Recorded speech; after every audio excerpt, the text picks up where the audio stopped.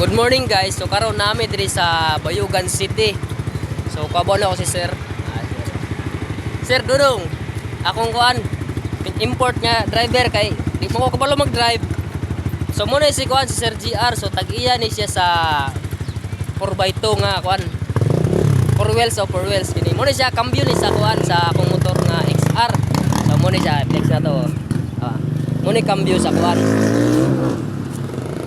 Muni kambyo sa akong motor, di ba? Maginihinay makapundar gid tagid wala damha nga makakuan ra ko.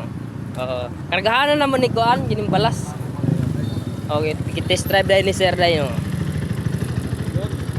Now, karon kay nakaangi man si Sir dai birada nya. Moto nga kuan na may kasabutan nga mag-add ra ko gamay. So mo to guys, kay naman may kasabutan nga kuan mag-additional ko gamay. So siyempre, magbayad da.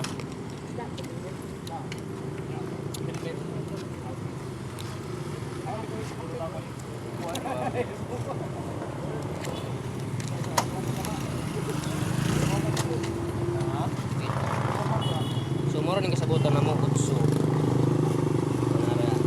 Lugang para kuan. Buslot.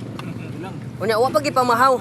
Deman ka nang paingon na may dire. Kami karon pagay may nakapamaw. Yan ang gibiyan ng restro.